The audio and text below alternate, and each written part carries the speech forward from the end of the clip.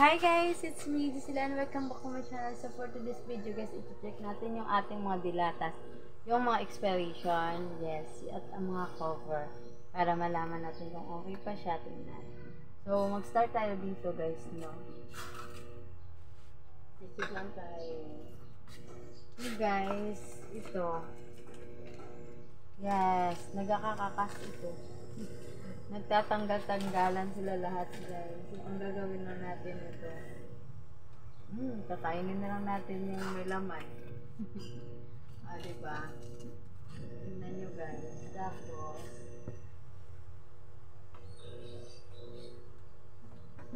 kaka-check ko lang guys at nakita ko yung ating dilatas na ngayon nasira na guys ito.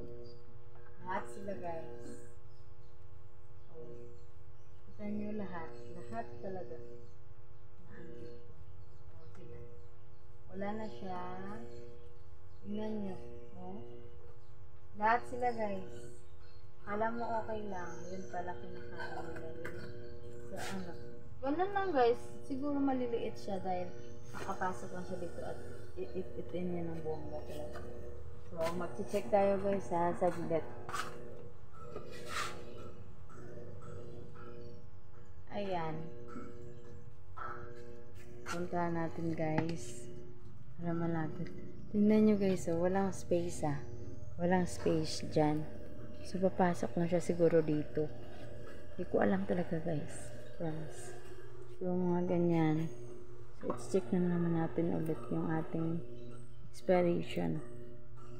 So time to time mag-check talaga kita pagkain guys.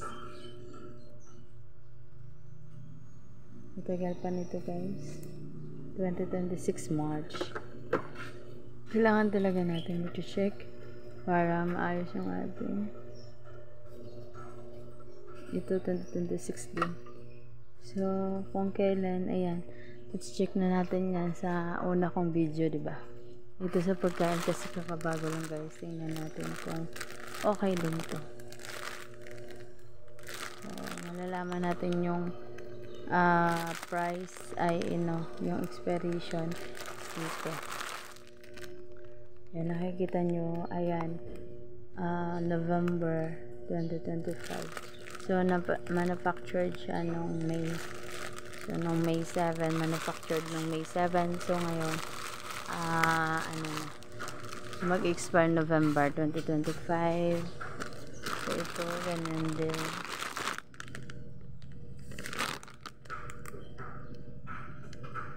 So ito January 2026. Yes. Ito na si-check natin. Tingnan ta ulit October 2025. Ayan, punta tayo. Guys, take note guys. Hindi lang sa pagkain natin yung may expiration guys. Meron din sa mga kagaya ng ito. Pagkain ba to? Sa pagkain. Ito sa Ajinomoto. Wala ka makikita ang expiration. Kita nyo lang ito. Hindi natin nakikita guys ni. Yeah. Ayan. Parang wala ano. Hindi ko na talaga siguro sa sa loob nakalagay. Ito din na expiration din to guys. Wala nakalagay guys no? Baka nakaano talaga maliliit. Tingnan natin siguro dyan sa liit dyan, pero kakabago lang tong stocks. Ito meron din expiration to guys no? So tagal pa siya guys. Best before January 2026. Tagal pa siya. Ito din yung black paper 2026 November. So medyo katagalan pa ito. Baka mahanap natin yung expiration dito guys. Ewan ko sa Ajinomoto. Parang wala no? For food use only. Sodium. Monosodium glutamate. Wala, hindi natin nahanap. Hindi naman magtatagal to. Oh, promise, wala, no? Pero ito meron. Tapos ito meron. Tingnan natin. Yes, meron siya. Seasoning.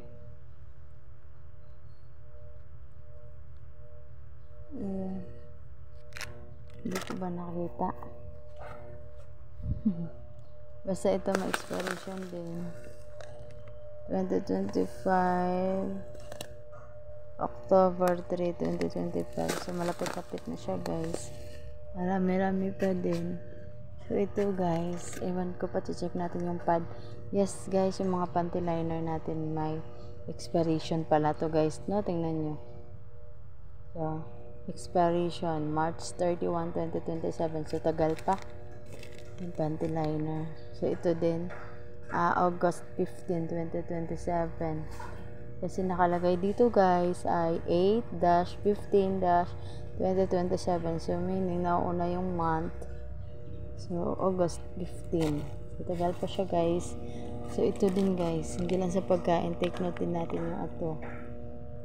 Yung wipes. Yes, tagal pa guys. 2027. Ano siya?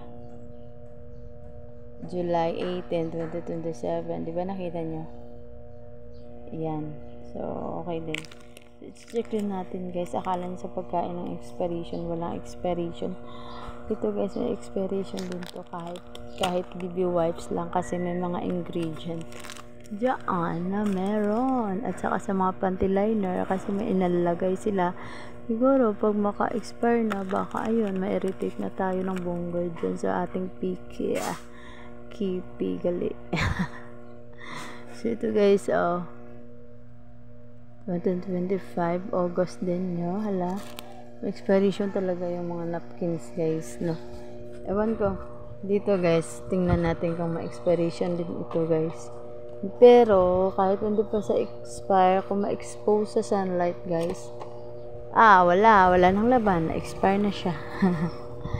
So parang wala. So walang nakalagay. Mahangin dito sa ating pwesto. So, parang umuulan na sila.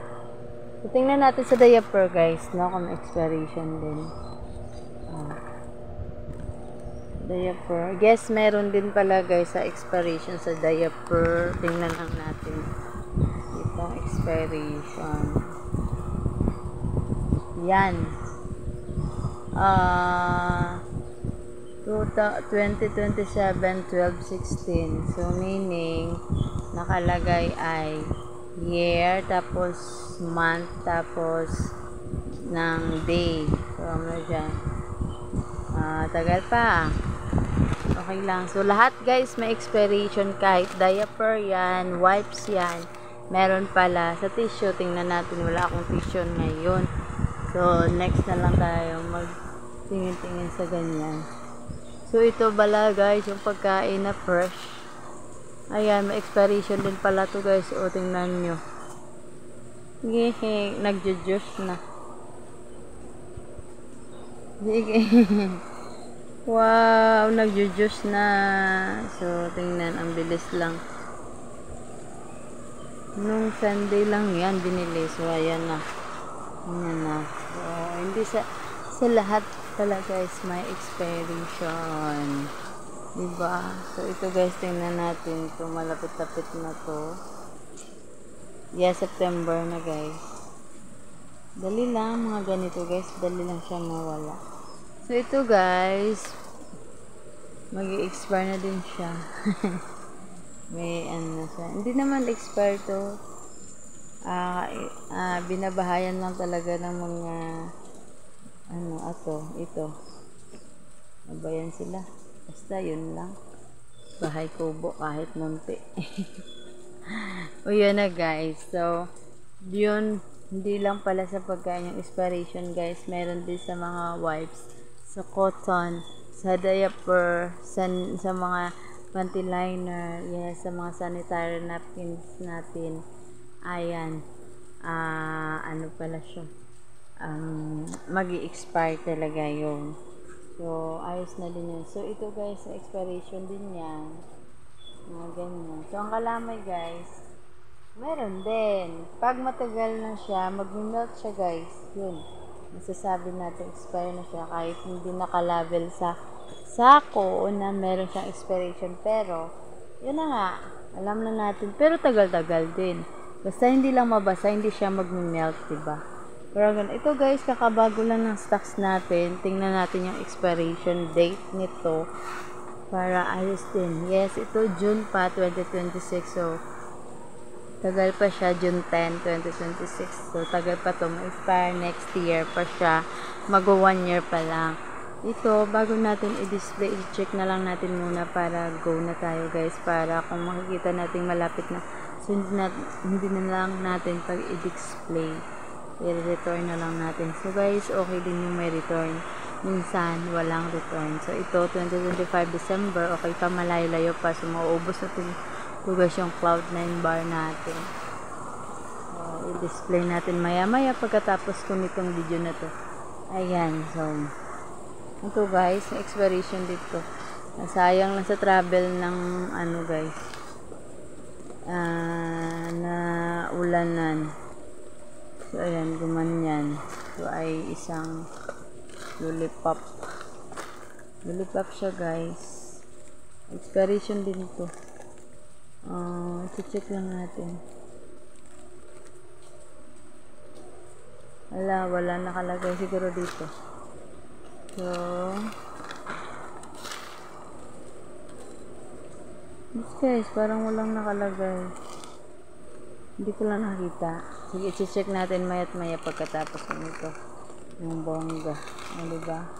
So, masasayang talaga guys yung mga expire. Minsan, pag doon natin sa syudad or sa city binibili sa mall, wala nang return doon. So, sayang lang. So, minsan, ayan lang. Kailangan mo mamili na para lang kung hanggang ano lang. Kung makakaya lang maubos sa isang buwan, mga ganun. Dahil walang return talaga, sayang lang. Diba? So, okay na din ito. Kakabago lang dating. Tingnan natin yung expiration nila. Kasi sa pagkain, guys, ang bilis lang talaga. So, February pa ito na manufacture. Tapos, na-deliver na sa atin kahapon lang. So, August na ma-expire. Ang lapit lang, diba? August na. August 10, 2025. So, June tayo ngayon. 1 month lang. Expire na agad. Ang bilis, diba? So, kailangan mapaubos natin. 3 case ito. Yes, guys, ito. Sana maubos to ng bongga agad-agad. Ngayon ko lang nakita na ganyan. Pala. Diba? So, guys, thank you so much for watching. Ayan. It's me, Disila again. Thank you so much for kasama sa akin ngayong video na to. Ayan, thank you na family. Thank you so much family and friends. Thank you so much.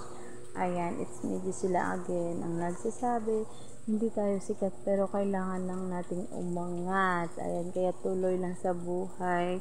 Siyempre, ayan, labanan lang natin ang mga pagsubok na kailangan lang nating lagpasan yan para may ano pa tayo, may maliwanag na bukas. O, diba? Huwag nating itanim sa isip na tayo ay luging-lugi sa ngayon. Ay kailangan lang natin magkakatatag para sa kung ano man. Ayan. Bye guys!